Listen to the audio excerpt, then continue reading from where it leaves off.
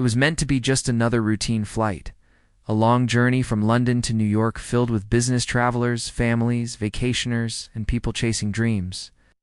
The Boeing 787 Dreamliner sliced smoothly through the clouds, powerful and steady, carrying 220 lives across the Atlantic. No one on board could have imagined that before the day ended, every single one of those lives would depend on the courage of a 16-year-old girl. Her name was Amelia Carter. She was quiet, almost unnoticed, with soft brown eyes and freckles dusting. Her cheeks... She wasn't a prodigy, not an athlete, not a strategenius, just a regular teenager blending into the crowd.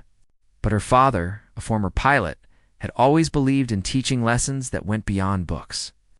On weekends, he took Amelia to small airfields, letting her sit in the cockpit of tiny Cessna planes. He taught her the basics of flying not because he expected her to become a pilot, but because he believed fear should be faced, not avoided. Flying is about trust, he used to say. You don't just trust the machine, you trust yourself. The moment fear takes over, you lose the sky.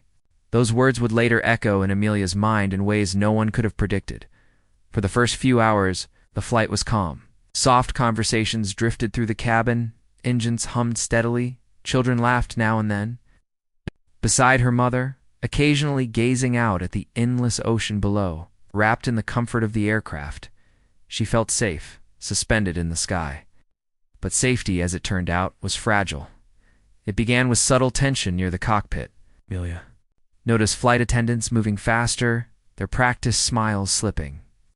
A nervous murmur spread through the cabin. Then the announcement came, the co-pilot's voice calm but tight. Ladies and gentlemen, we are experiencing a medical emergency. Ow. Our captain has become unresponsive. Please remain calm while we assess the situation. Panic rippled instantly. An unconscious pilot on a plane this large. Amelia's heart raced as she looked at her mother, whose face had gone pale. Minutes later, the truth emerged. The captain had suffered a massive cardiac arrest and could not be revived. The co-pilot, young and relatively inexperienced, was suddenly alone with the lives of 220 people resting on his shoulders. At first, he managed. His voice returned over. The intercom, strained but steady. Then turbulence slammed the aircraft. Trays flew, drinks spilled, screams filled the air. Amelia clutched the armrest, her knuckles white. Over the chaos came the words no one ever wants to hear. Mayday, mayday. This is Flight 472. Autopilot failure. I'm losing control. Fuel is limited. Requesting immediate assistance. Static followed. Then silence. The plane dipped sharply before stabilizing again. Terror swept the cabin. Amelia felt it in her bones. The co-pilot was fighting, but he was losing. That was when a flight attendant rushed down the aisle, stumbled, and nearly fell. In front of Amelia's row, Amelia reached out instinctively to steady her. Their eyes locked, and the attendant whispered, barely audible, "Do you know anything about flying?" The question was absurd, unthinkable. She was just a child, yet Amelia's mind flashed back to weekends at dusty airfields, to her hands on a yoke, to her father calmly explaining gauges and controls.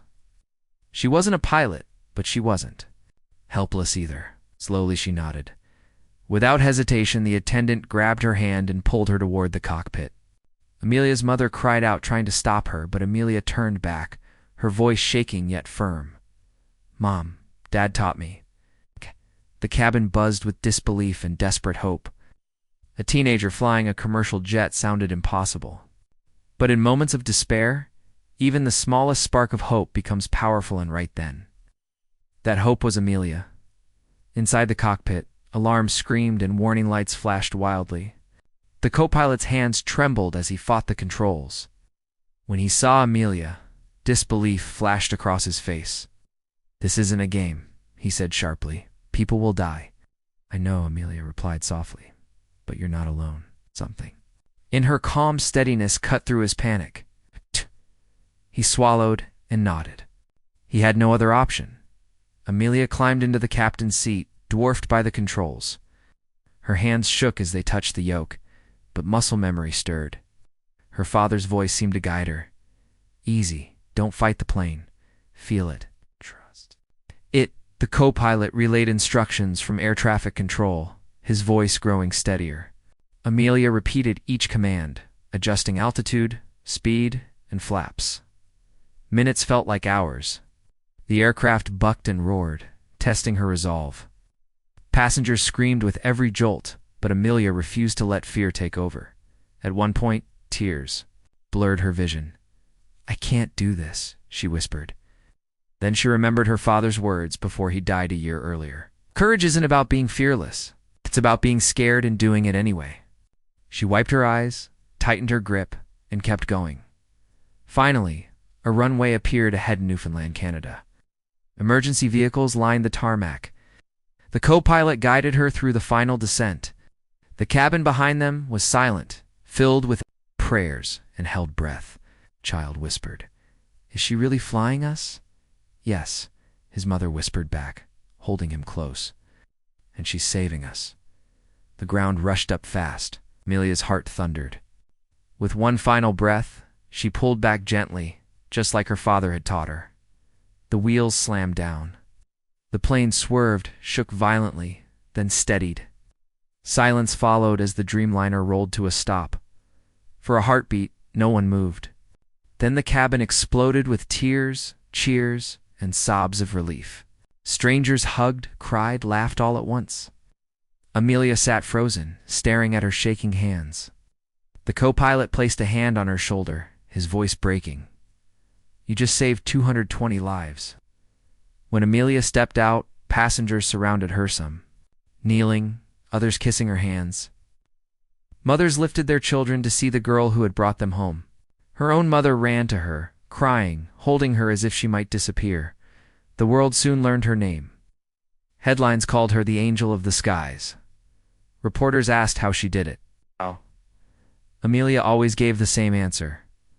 "I'm not a hero. I just remembered what my dad taught me and I trusted it." She became a symbol of quiet courage, proof that bravery isn't reserved for the strongest or most experienced. Sometimes it lives in ordinary people who refuse to give up when it matters most. And long after the cameras faded, Amelia stood at her father's grave, resting her hand on the stone and whispering, "I landed it, Dad, just like you taught me." See, the wind seemed to answer softly, proudly, "I knew you could." So when fear tells you that you're too small or not enough, remember Amelia Carter, the girl who trusted herself against the impossible and saved 220 lives? Because sometimes heroes don't wear uniforms or medals. Sometimes they're just ordinary people who choose courage when everything is on the line.